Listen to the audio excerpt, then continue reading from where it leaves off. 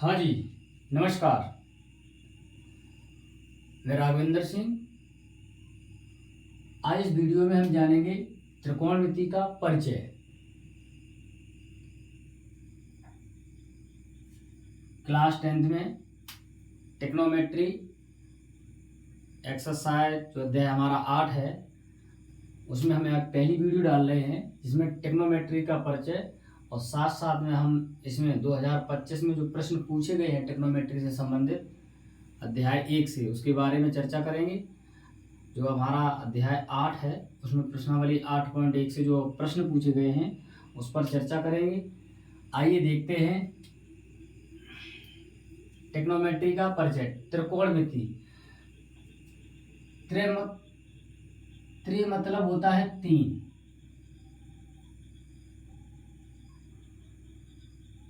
त्रि मतलब 3।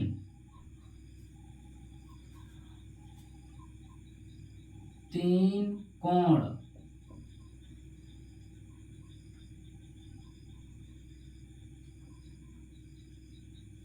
तीन कोण। अच्छा, 3 कोण होंगे तो उसे हम बोलेंगे त्रिभुज।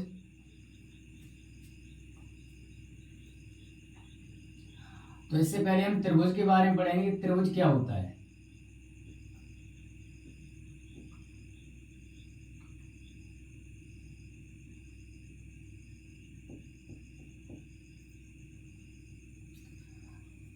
त्रिकोणमिति जानने से पहले हमें त्रिभुज के बारे में ज्ञान होना चाहिए। त्रिभुज क्या होते हैं। अगर त्रिभुज की हम बात करें तो त्रिभुज को हम बता सकते हैं क्या, 3 भुजाओं से बनी बंद आकृति को हम त्रिभुज कहते हैं। हम कह सकते हैं 3 भुजाओं से बनी बंद आकृति को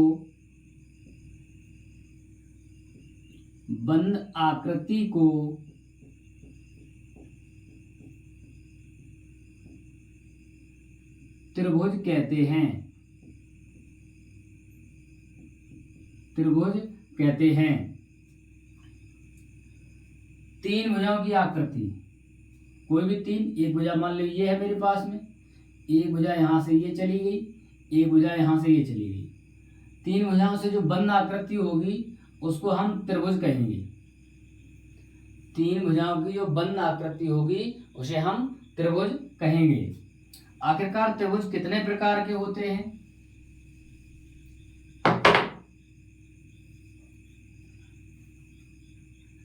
त्रिभुज जो होते हैं वो 2 प्रकार के होते हैं। एक प्रकार कौन होता है, दूसरा प्रकार कौन होता है। अच्छा, दोनों को हम अलग अलग भागों में बांट सकते हैं। पहले की अगर हम बात करें तो इसे हम बांट सकते हैं कोण के आधार पर। कोण के आधार पर।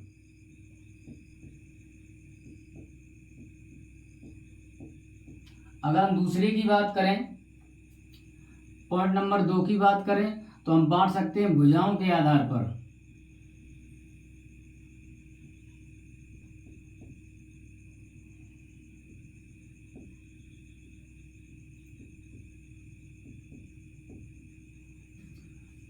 त्रिभुज यानी कि 3 भुजाओं से बनी बंद आकृति को त्रिभुज कहते हैं। त्रिभुज 2 प्रकार के हो सकते हैं। एक तो बांट सकते हैं कोण के आधार पर और एक हम बांट सकते हैं भुजाओं के आधार पर। कोण के आधार पर कितने प्रकार के होते हैं। कोण के आधार पर अगर हम बात करें, पहला होता है जिसका नाम होता है न्यून कोण त्रिभुज। न्यून कोण त्रिभुज।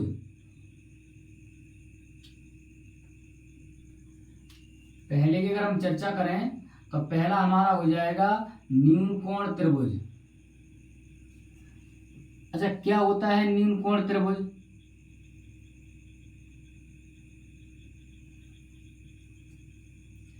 न्यून कोण त्रिभुज का मतलब होगा जिसमें कह सकते हैं एक ऐसा त्रिभुज जिसके तीनों कोण 90 से कम होते हैं। न्यून कोण त्रिभुज का मतलब क्या हो जाएगा, लिख सकते हैं जिसके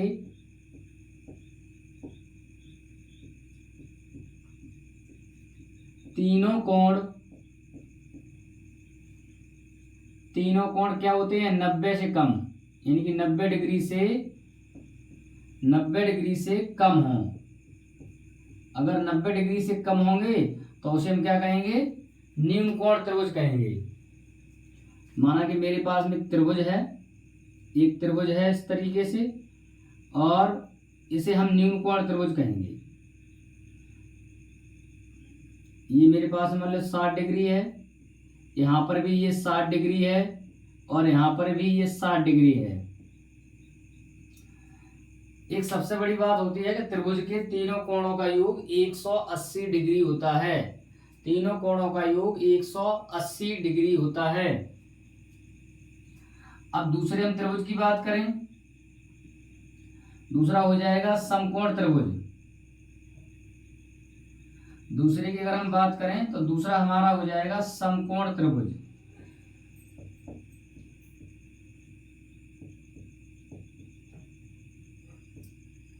समकोण त्रिभुज, समकोण त्रिभुज का मतलब हो जाएगा जिसका एक कोण 90 डिग्री होता है, जिसका कोई एक कोण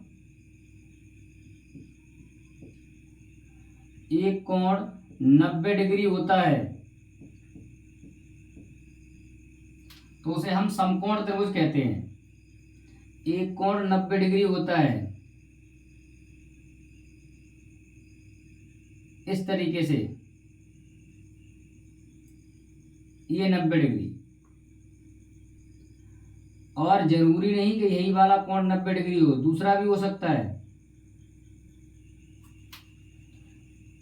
दूसरा भी हो सकता है, या जैसे ऐसे भी हो सकता है हमारा, इस तरीके से भी दिया जा सकता है। तो ये वाला कोण 90 डिग्री है, कोई एक कोण हमारा 90 डिग्री होना चाहिए। अगर हम तीसरे त्रिभुज की बात करें, तीसरा त्रिभुज जिसका नाम होगा अधिक कोण त्रिभुज।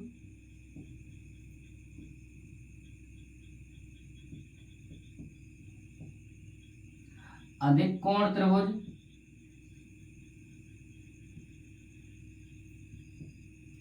अधिक कोण त्रिभुज का मतलब क्या होगा, जिसका एक कोण 90 से अधिक होता है।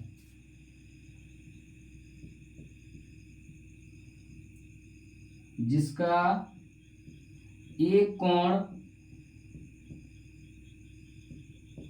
90 डिग्री से अधिक हो। कैसा हो, अधिक हो, अधिक हो। 90 डिग्री से अधिक हो, जैसे मेरे पास में एक ये कोण है, इसका एक ये वाला हिस्सा 90 डिग्री से अधिक है, मान लो 110 डिग्री है, माना कि 110 डिग्री है, तो इसे हम अधिक कोण त्रिभुज कहेंगे। इसे क्या कहेंगे, अधिक कोण त्रिभुज कहेंगे। तो कोण के आधार पर त्रिभुज कितने प्रकार के हुए, 3 प्रकार के। एक हुआ न्यून कोण त्रिभुज, दूसरा समकोण त्रिभुज, और तीसरा हुआ अधिक कोण त्रिभुज। न्यून का मतलब 90 से कम, सम का मतलब जिसका एक कोण 90 डिग्री, और अधिक कोण त्रिभुज का मतलब जिसका एक कोण 90 से अधिक हो। हम इस पूरी टिग्नोमेट्री में अगर हम चर्चा करेंगे तो हम समकोण त्रिभुज पर ही चर्चा करेंगे, समकोण त्रिभुज पर ही चर्चा करेंगे। अब आते हैं भुजाओं के आधार पर। अगर हम बात करें भुजाओं के आधार पर त्रिभुज कितने प्रकार के होते हैं, तो भुजाओं के आधार पर भी त्रिभुज 3 प्रकार के होते हैं। एक पहला मेरा होगा जिसका नाम होगा समबाहु त्रिभुज।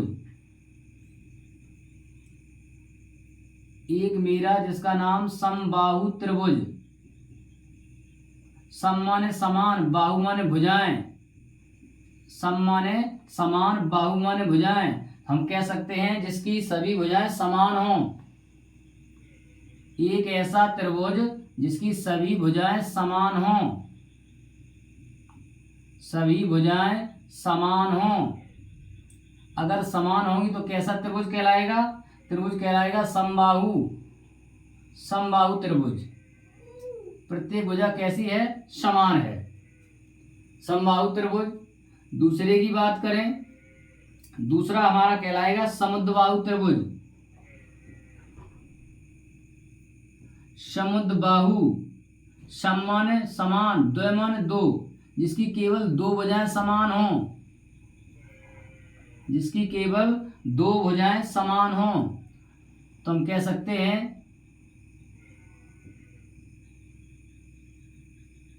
केवल दो भुजाएं समान हों,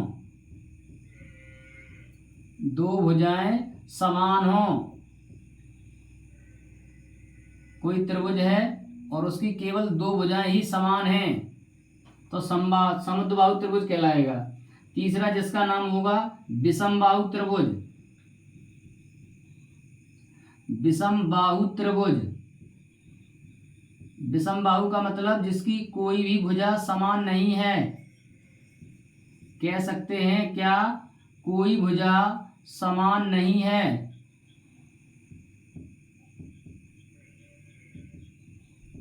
समान नहीं हो, कोई भी भुजा समान ना हो, कोई भी भुजा समान ना हो तो उसे हम क्या कहेंगे? विषमबाहु त्रिभुज।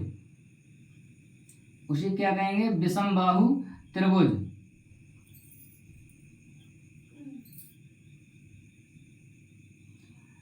माना कि ये मेरे पास में 3 सेंटीमीटर है, ये 4 सेंटीमीटर है और ये 5 सेंटीमीटर है।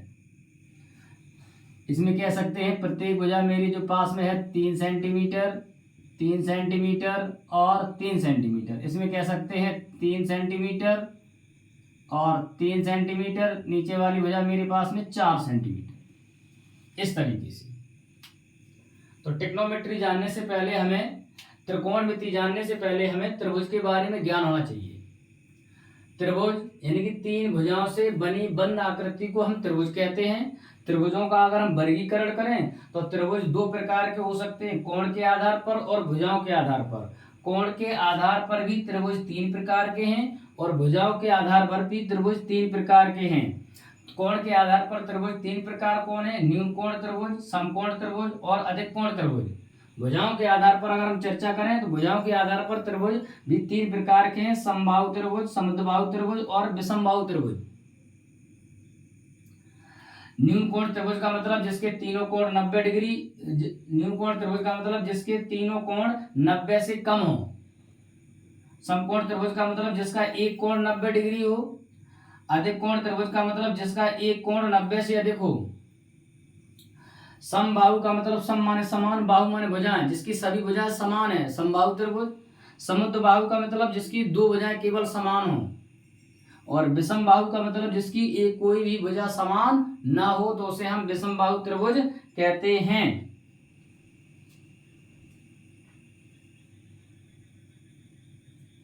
इसके बाद अगला पॉइंट आएगा, देखें।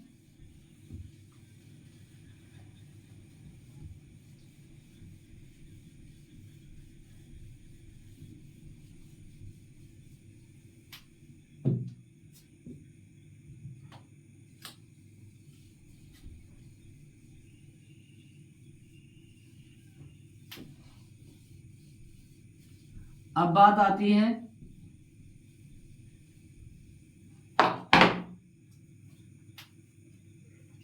मेरे पास में ये त्रिभुज है, त्रिभुज में क्या क्या चीजें और हो सकती हैं इसके अलावा? त्रिभुज में क्या क्या चीजें और हो सकती हैं इसके अलावा, देखेंगे। एक त्रिभुज है मेरे पास में ए बी सी, एक ये कोण है, एक ये कोण है और एक ये कोण है। अच्छा, 3 जगह पर जुड़े हुए हैं भुजाएं देखो, तीनों जगह पर आपस में जुड़ी हुई हैं। तो जहां पर भुजाएं आपस में जुड़ी हुई हैं उन्हें क्या कहते हैं? शीर्ष। ये क्या है? शीर्ष। ये क्या मेरे पास में है? भुजा। और ये मेरे पास में क्या है? कोण। तो हम कह सकते हैं, हम क्या कह सकते हैं? हम कह सकते हैं कि जो त्रिभुज मेरे पास में है, यह प्रत्येक त्रिभुज में क्या होता है, 3 भुजाएं होती हैं। क्या होती हैं, 3 भुजाएं होती हैं। और क्या होते हैं, 3 ही शीर्ष होते हैं। 3 शीर्ष होते हैं। और क्या होते हैं, बोलो, 3 कोण होते हैं। प्रत्येक त्रिभुज में 3 भुजाएं होती हैं, 3 ही कोण होते हैं और 3 ही शीर्ष होते हैं। शीर्ष देखें, 1 2 3। कोण देखें, ABC। भुजाएं देखें, अगर भुजाओं की बात करें तो भुजाएं 3 कोण हो जाएंगी। एक हो जाएगी AB, दूसरी हो जाएगी BC और तीसरी हो जाएगी AC। 3 भुजाएं होंगी। शीर्ष बिंदु ABC, कोण भी ABC हैं। तो इस प्रकार से त्रिभुज में 3 कोण, 3 भुजाएं और 3 ही शीर्ष होते हैं। आगे देखिए अगला भाग।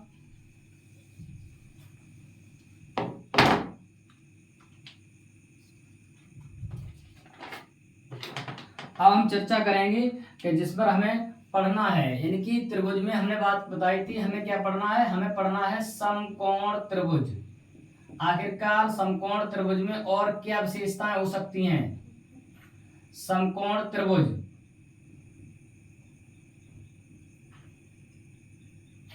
समकोण त्रिभुज अभी हमने पढ़ा था। समकोण त्रिभुज में क्या है, जिसका अभी हमने पढ़ा था, समकोण त्रिभुज का मतलब जिसका एक कोण 90 डिग्री हो। समकोण त्रिभुज का मतलब जिसका एक कोण 90 डिग्री हो। अगर हम 90 डिग्री की बात करें तो हम इस तरीके से इसे बना सकते हैं। ये हमारा कोण कितना है, 90 डिग्री है। कोण कितना है, 90 डिग्री है। थोड़ा बड़ा बना है, यहां से देखो, ये अब देखो, मेरा ये कोण कितना है, 90 डिग्री है। तो यहां पर क्या कहलाएगा, ए, ये हो जाएगा बी, ये हो जाएगा सी। 90 डिग्री है, ये मेरे पास में 90 डिग्री है। कोण ये है, एक कोण यहां पर मेरे पास में सी है। अच्छा, ये तीसरी भुजा होती है जो दोनों भुजाओं को जोड़ती है, तीसरी भुजा होती है, इसका नाम क्या है, सबको पता है। क्या नाम पता है, इसका नाम है पता है, इसका नाम होता है कर्ण। और ये भुजा है, इसका नाम क्या होता है, लंब। क्या होता है, लंब। नीचे वाली जो भुजा है, इसका नाम क्या होता है, आधार। क्या होता है, आधार होता है। लंब को हम अपने समझने के लिए L से प्रदर्शित करते हैं, आधार को A से प्रदर्शित कर देते हैं, और जो कर्ण है तो कर्ण को हम K से प्रदर्शित करते हैं। कर्ण के आखिरकार कर्ण क्या होता है, कर्ण जो होता है वो सबसे बड़ी भुजा होती है। सबसे बड़ी भुजा। अगर आपसे कोई पूछता है, ये बताइए समकोण त्रिभुज की सबसे बड़ी भुजा कौन होती है, तो समकोण त्रिभुज की सबसे बड़ी भुजा कर्ण होती है। कौन होती है, कर्ण होती है। और एक बात, कर्ण की एक बात और है कि कर्ण कभी बदलता नहीं है। कर्ण कभी भी नहीं बदलता है। कर्ण कभी नहीं बदलता है। लंब बदल जाएगा, आधार बदल जाएगा, लेकिन कर्ण नहीं बदलेगा। अगर हम बात करें यहाँ पर, अगर हम यहाँ पर बात करें, ध्यान से देखेंगे, कोण ए के लिए आधार क्या है। कोण इसमें हमारे पास कितने हैं, समकोण त्रिभुज है ये, और एक कोण सी है, एक कोण बी है। तो कोण ए की अगर हम बात करें तो हम कह सकते हैं कोण ए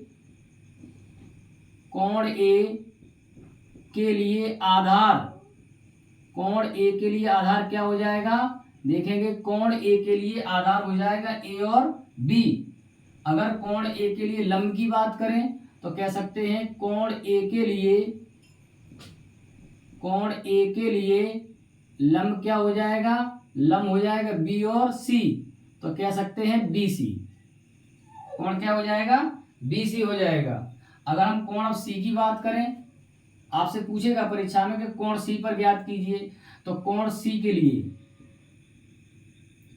कोण सी के लिए आधार क्या होगा, कोण सी के लिए आधार क्या होगा। अब इसको अगर घुमाना चाहें तो ऐसे घुमा सकते हैं, देखें इसको अगर घुमाएंगे तो यहां पर आ जाएगा, तो मेरे पास में यहां पर आ जाएगा सी, यहां पर हो जाएगा बी, और ये मेरे पास में हो जाएगा कोण ए। अब ध्यान से देखें, कोण सी के लिए आधार क्या है, कोण सी के लिए आधार क्या है, बी सी। तो हम लिख सकते हैं आधार हो जाएगा मेरे पास में बी सी, और कोण सी के लिए लंब क्या होगा, कोण सी के लिए लंब क्या होगा, तो लंब हमारा हो जाएगा, लंब क्या होगा, कोण सी के लिए लंब देखेंगे ए और बी, ए और बी, ए बी हो जाएगा। कोण सी और कोण ए, अगर कोण सी और कोण ए की बात करें तो इनमें आधार लंब जो होते हैं वो एक दूसरे के विपरीत होते हैं। कहने का मतलब जो इसका लंब होगा वो इसका आधार होगा, और जो इसका आधार होगा वो इसके लिए लंब कहलाएगा।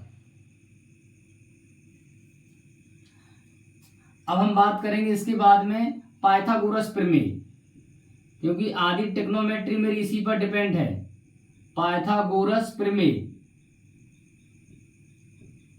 पाइथागोरस प्रमेय, अगर हम पाइथागोरस प्रमेय की बात करें तो समकोण त्रिभुज में, पाइथागोरस प्रमेय क्या है, समकोण त्रिभुज में हमारे पास समकोण त्रिभुज है। अच्छा, पाइथागोरस जो प्रमेय है वो केवल समकोण त्रिभुज पर ही लागू होती है।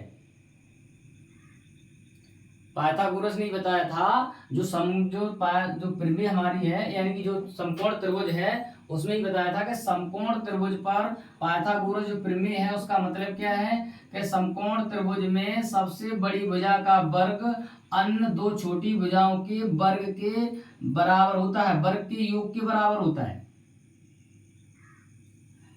यानी कह सकते हैं समकोण त्रिभुज, समकोण त्रिभुज, समकोण हमारे पास क्या है, समकोण त्रिभुज में,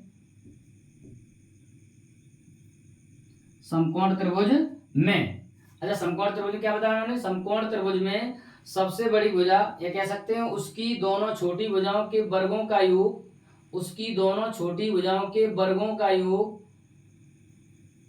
तीसरी भुजा के वर्ग के योग के बराबर होता है। क्या कह सकते हैं, सबसे बड़ी भुजा के वर्ग के बराबर होता है। तो लिख सकते हैं जिसमें समकोण त्रिभुज में, जिसमें समकोण त्रिभुज में उसकी दोनों छोटी भुजाओं का वर्ग, भुजाओं का वर्ग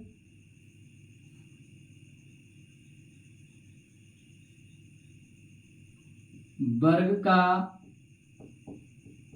योग उसकी सबसे बड़ी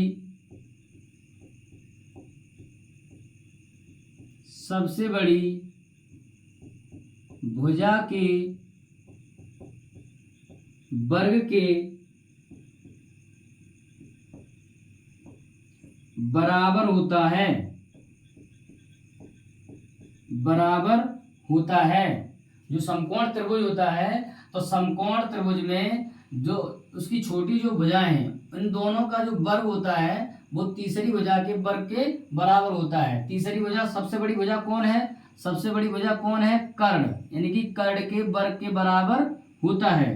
तो हम यहाँ प्रमेय बना सकते हैं, क्या प्रमेय हमारी बन जाएगी, क्या कर्ण पे वर्ग बराबर हो जाएगा, एक भुजा मेरे पास में लंब है और एक भुजा मेरे पास में आधार है, तो कर्ण पे वर्ग बराबर हो जाएगा लंब पे वर्ग प्लस आधार पे वर्ग। अगर कर्ण को हमने बताया था के से प्रदर्शित करते हैं, लंब को एल से प्रदर्शित करते हैं और आधार को ए से प्रदर्शित करते हैं। तो इस तरीके से हम कह सकते हैं के स्क्वायर बराबर एल स्क्वायर प्लस ए स्क्वायर। अगर हमें एल निकालना है, अगर के बराबर हमें डायरेक्ट चाहिए के बराबर, तो लिख सकते हैं रूट में हो जाएगा एल पे स्क्वायर प्लस हो जाएगा ए पे स्क्वायर, यहाँ से स्क्वायर हटाएंगे तो इस पर रूट चढ़ जाएगा। उसके बाद में अगर हमें एल निकालना है, एल बराबर तो क्या हो जाएगा, रूट के अंदर हो जाएगा क्या, के स्क्वायर माइनस ए स्क्वायर।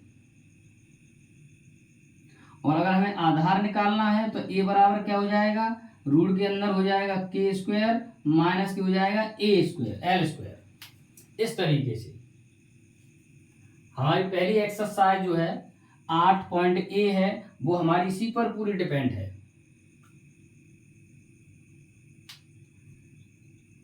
समकोण त्रिभुज क्या है, जिसका एक कोण 90 डिग्री होता है। समकोण त्रिभुज में सबसे बड़ी भुजा कर्ण कहलाती है, कर्ण कभी बदलता नहीं है। लंब बताया, देखो कोण सी के लिए यहाँ पर डिपेंड किया हुआ, आधार और लंब बदल गए, जबकि कोण ए के लिए देखेंगे तो आधार अलग है और लंब अलग है, और कोण सी के लिए देखेंगे तो इसका आधार बदल गया, लंब भी बदल गया। तो लंब आधार बदल सकते हैं लेकिन कर्ण कभी नहीं बदलता है। उसके बाद पाइथागोरस प्रमेय, पाइथागोरस प्रमेय का मतलब है समकोण त्रिभुज में उसकी दोनों छोटी भुजाओं का वर्ग का योग उसकी सबसे बड़ी भुजा के वर्ग के योग के बराबर होता है। सबसे बड़ी भुजा का मतलब कर्ण के योग के बराबर होता है। तो कर्ण बराबर क्या हो जाएगा, कर्ण पे स्क्वायर बराबर लंब पे स्क्वायर प्लस आधार पे स्क्वायर। अगर हम कर्ण के को प्रदर्शित करेंगे तो के पे स्क्वायर बराबर एल पे स्क्वायर प्लस ए पे स्क्वायर। अगर के को निकालना चाहें तो के इक्वल टू क्या हो जाएगा, यहाँ से स्क्वायर हटाएंगे उस पर रूट चढ़ जाएगा और इधर हो जाएगा। अगर हम लंब को निकालेंगे तो कर्ण पे स्क्वायर और माइनस के हो जाएगा आधार पे स्क्वायर, उस पर रूट लगा देंगे। अगर आधार निकालेंगे तो रूट के अंदर क्या हो जाएगा, के स्क्वायर माइनस के एल स्क्वायर। ये हमें पता चला समकोण त्रिभुज के बारे में। अब उसके बाद देखेंगे त्रिकोणमितीय अनुपात क्या होते हैं।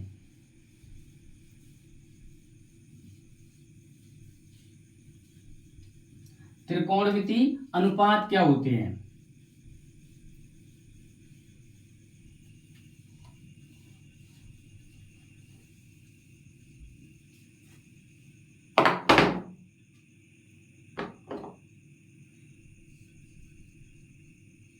त्रिकोणमितीय अनुपात यहां से शुरू हो जाती है, ट्रिग्नोमेट्री, यहीं से हम देखेंगे। त्रिकोणमितीय अनुपात हमें सबसे पहले 3 जानने हैं, एक साइन, दूसरा कॉस, तीसरा जानना है टेन। साइन बोले तो ज्या, कॉस बोले तो कोज्या और टेन बोले तो स्पज्या।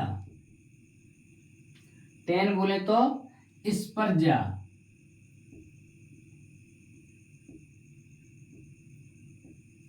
ये 3 बातें, साइन बोले तो ज्या, कॉस बोले तो कोज्या, टेन बोले तो स्पर्जा। अब हम बात करेंगे उसी त्रिभुज की, समकोण त्रिभुज की। हम बात करेंगे समकोण त्रिभुज की। समकोण त्रिभुज में अगर हम देखेंगे, नीचे वाला हमने क्या पढ़ा था, ये क्या है, ये नीचे वाली भुजा जो क्या है वो आधार कहलाती है। ये हमारे पास में क्या है, लंब है, और ये मेरे पास में क्या है, कर्ण है, जिसके बारे में हम पिछले पढ़ चुके हैं पीछे। तो क्या हो जाएगा, अच्छा लंब है, इसको दूसरा नाम और है, दूसरा नाम क्या है, इसे हम सम्मुख भुजा भी कहते हैं, इसे हम सम्मुख भुजा कहते हैं। आधार है, इसका दूसरा नाम क्या है, इसे हम आसन भुजा भी कहते हैं, इसे हम आसन भुजा भी कहते हैं, आसन भुजा कहते हैं। अगर हम बात करें केवल साइन की, अगर हम बात करें साइन की, तो साइन का मतलब क्या है, साइन का मतलब है लंब। जब भी लंब और कर्ण के बीच में बात की जाएगी, ये जो साइन है वो संबंध दर्शाता है किसके, लंब और कर्ण के बीच में। तो ये किसके बीच में संबंध दर्शाता है, ये संबंध दर्शाता है लंब और कर्ण के बीच में। अगर हम कॉस की बात करें तो कॉस किस में संबंध दर्शाता है, आधार और कर्ण के बीच में, आधार और कर्ण के बीच में। अगर हम टेन की बात करें तो टेन संबंध कहाँ दर्शाता है, लंब और आधार के बीच में, लंब व आधार के बीच में। इनके बीच में ये क्या ये तीनों जो हैं, ये तीनों हैं लंब। साइन जो है लंब और कर्ण के बीच में संबंध दर्शाता है, जबकि कॉस आधार और कर्ण के बीच में संबंध दर्शाता है, और टेन जो है वो लंब और आधार के बीच में संबंध दर्शाते हैं।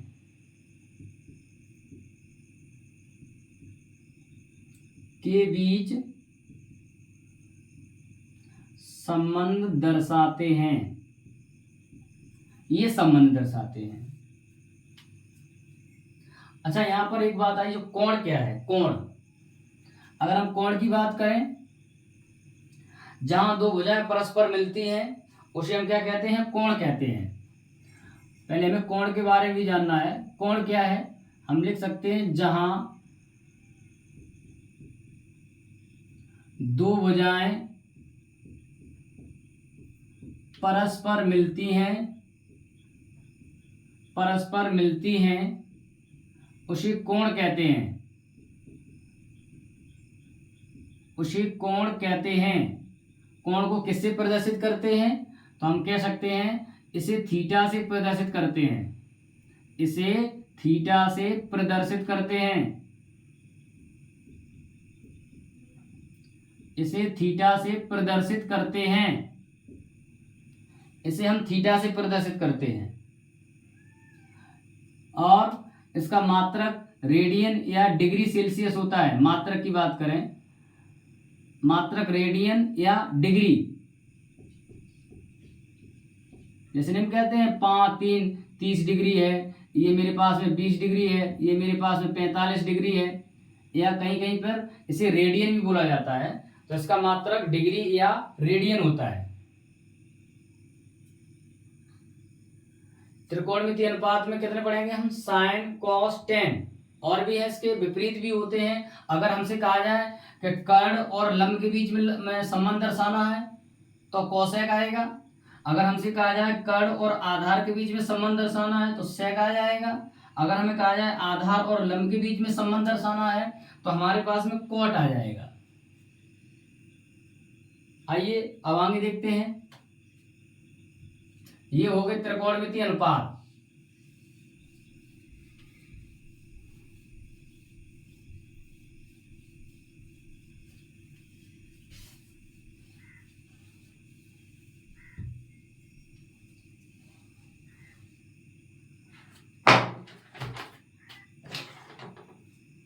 हम पढ़ेंगे त्रिकोणमितीय अनुपात के लिए सूत्र क्या क्या है।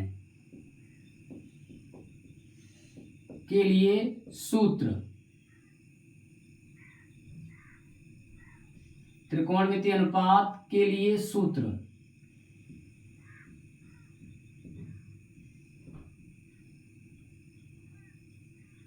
हेडिंग लगाएंगे त्रिकोणमितीय अनुपात के लिए सूत्र।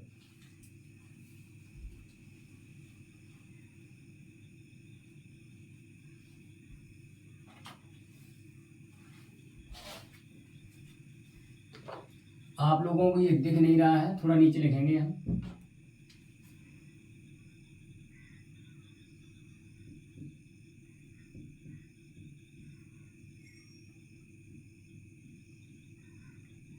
त्रिकोणमितीय अनुपात के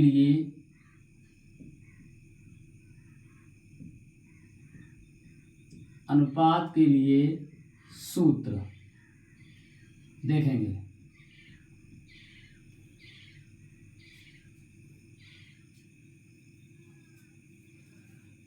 इसके लिए हमें एक मेन फॉर्मूला को याद रखना है।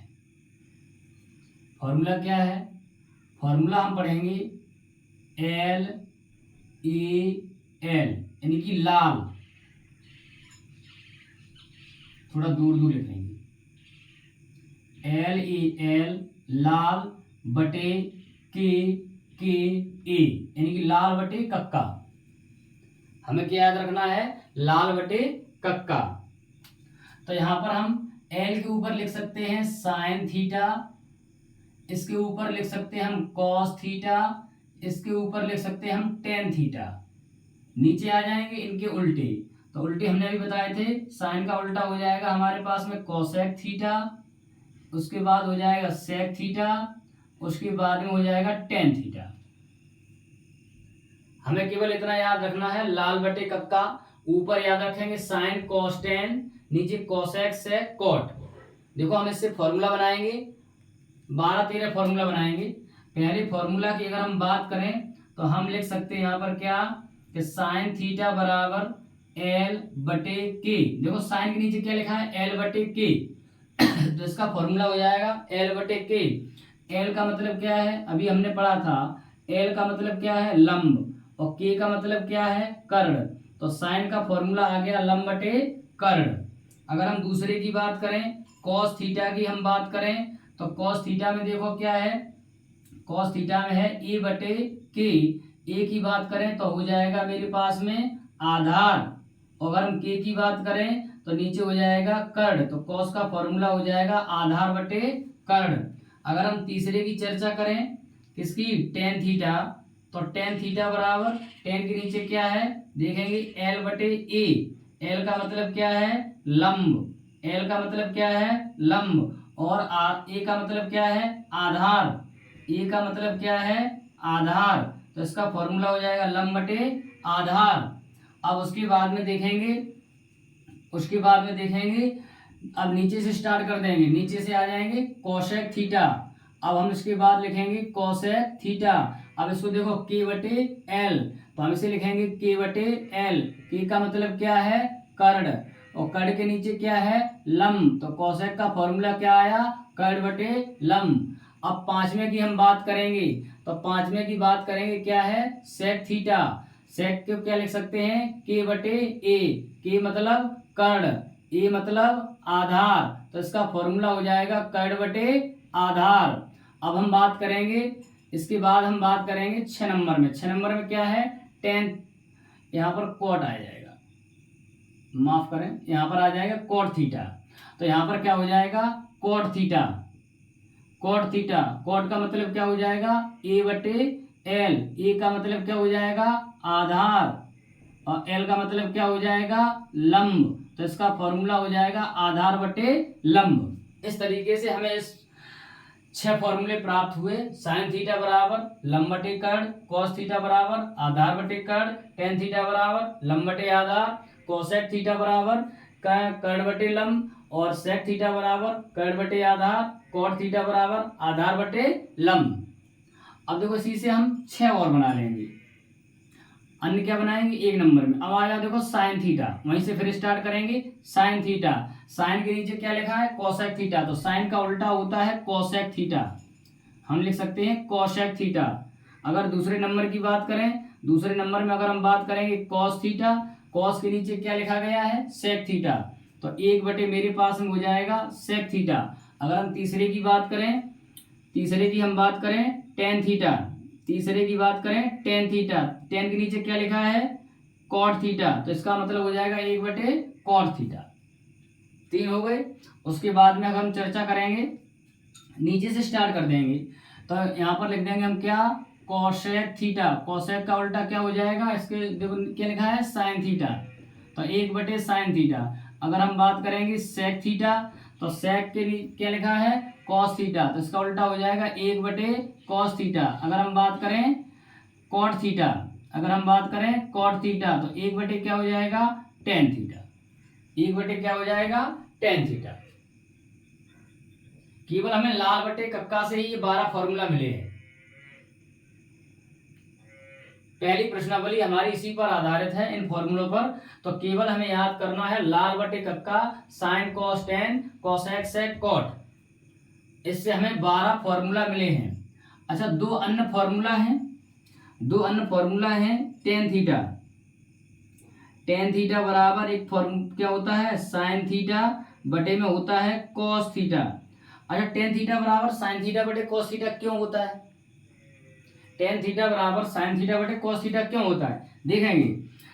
टेन का फॉर्मूला, साइन का फॉर्मूला क्या है, साइन का फॉर्मूला हमने पढ़ा अभी लंब बटे में पढ़ा है कर्ण, देखेंगे। साइन का फॉर्मूला पढ़ा हमने लंब बटे कर्ण, कॉस का पढ़ा है आधार बटे कर्ण, तो उसके नीचे लिख सकते हैं हम क्या, इसके नीचे हम लिख सकते हैं आधार बटे में कर्ण। अब देखेंगे कर्ण से कर्ण कट जाएगा, तो फॉर्मूला क्या बचेगा, लंब बटे में आधार, तो लंब बटे आधार किसका फॉर्मूला है? लंब बटे आधार किसका फॉर्मूला है? टेन थीटा का। तो इसलिए टेन थीटा बराबर क्या होता है? साइन थीटा बटे कॉस थीटा। अगर इसका अच्छा टेन का उल्टा क्या है? टेन का उल्टा क्या है? एक बटे कॉट थीटा। तो इसको हम लिख सकते हैं टेन का उल्टा क्या हो जाएगा? टेन का उल्टा कॉट थीटा। तो लिख सकते हैं कॉट थीटा बराबर टेन का उल्टा कर देंगे तो क्या हो जाएगा? कॉस थीटा बटे साइन थीटा। क्या हो जाएगा? कॉस थीटा बटे साइन थीटा। क्या हो जाएगा? कॉस थीटा बटे साइन थीटा। एक बार शुरू से देखेंगे। साइन थीटा बराबर क्या हो जाएगा? लंब बटे कर्ण। कॉस थीटा बराबर आधार बटे कर्ण। टेन थीटा बराबर लंब बटे आधार। कोसेक थीटा बराबर कर्ण बटे लंब। सेक थीटा बराबर कर्ण बटे आधार। कॉट थीटा बराबर आधार बटे लंब। 6 ये हो गए। अब यहाँ से फिर शुरू करेंगे। साइन थीटा बराबर 1 बटे कॉस थीटा। कॉस थीटा बराबर 1 बटे सेक थीटा। टेन थीटा बराबर 1 बटे कॉट थीटा।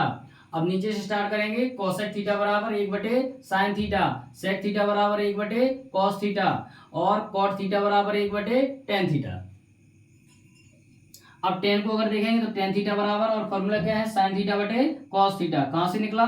साइन का फॉर्मूला लंब बटे कर्ण। कॉस का फॉर्मूला आधार बटे कर्ण। दोनों को रखा तो कर्ण से कर्ण कट गया। क्या बचा है? लंब बटे आधार। तो लंब बटे आधार देखेंगे किसका फॉर्मूला है? टेन थीटा का। उसके बाद में कॉट थीटा बराबर कॉस थीटा बटे साइन थीटा। क्यों? टेन का उल्टा कॉट होता है। तो ये हमें दो फॉर्मूला बहुत ज्यादा याद रखना है। वो कहीं कहीं पर हमेशा ज्यादातर ये यूज होते हैं। अब हम चर्चा करेंगे। इसके बाद में हम देखेंगे जो 2025 में पिछली वर्ष में बोर्ड परीक्षा में प्रश्न पूछे गए हैं कौन कौन से हैं वो देखेंगे। टिग्नोमेट्री का मतलब फॉर्मूला याद नहीं है तो हम भी एक भी क्वेश्चन नहीं कर सकते हैं। हमें सब फॉर्मूला रखने पड़ेंगे, याद करने पड़ेंगे, अच्छी तरीके से याद करने पड़ेंगे। अब हम एक्सरसाइज की बात करें। एक्सरसाइज 8.A या 8A है। 8A है तो इसमें हम देखेंगे जो प्रश्न 2025 में पूछे गए हैं उनको पहले सॉल्व करेंगे। जो प्रश्न 2025 में पूछे गए हैं 2025 में पूछे गए हैं कौन कौन से ऐसे प्रश्न हैं जो 2025 में पूछे गए हैं। और प्रत्येक एक्सरसाइज से कोई ना कोई क्वेश्चन पूछा जाएगा। देखो कैसे। एक क्वेश्चन है जो पूछा गया है 2025 में कि टेन थीटा बराबर, आपसे कह रहा है टेन थीटा बराबर 3/4 है तो कॉस थीटा का मान बताओ। तो कॉस थीटा का मान बताओ। ये क्वेश्चन 2025 में पूछा गया है।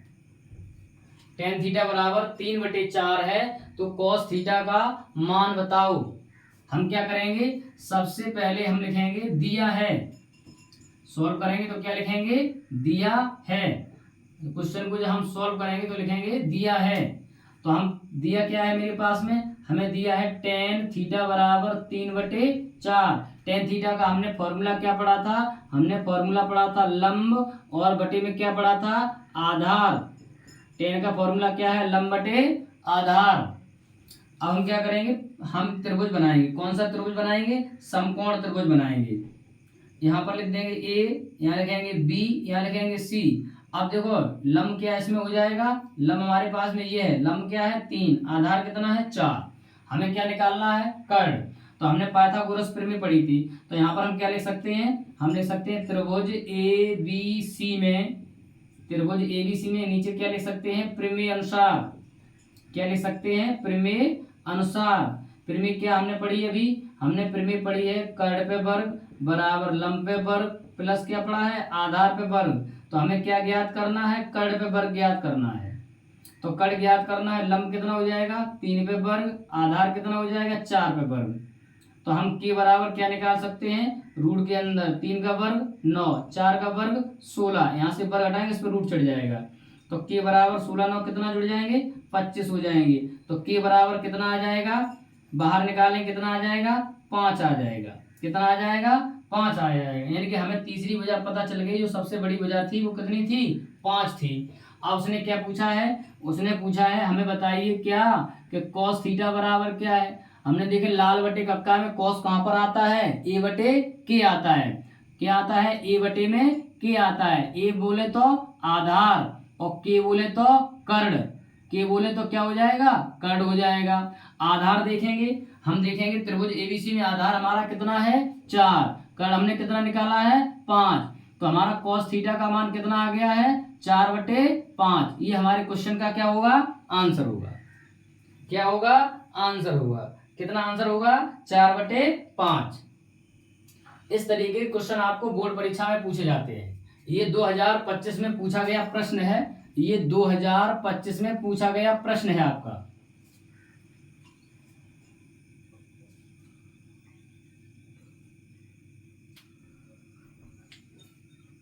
अगला क्वेश्चन देखेंगे इसके बाद। और क्वेश्चन है जो बोर्ड परीक्षा में पूछे गए हैं।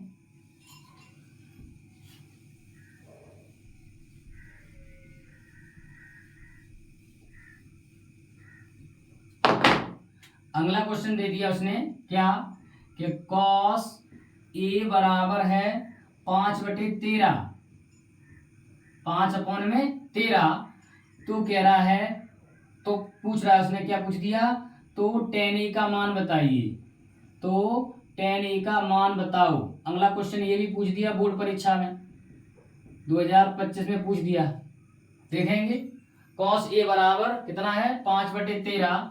तो हम क्या लिखेंगे, हम जब इसे सॉल्व करेंगे तो सबसे पहले क्या लिखेंगे, दिया है हमें, क्या दिया गया है, cos a बराबर, cos a का मान कितना है, 5/13।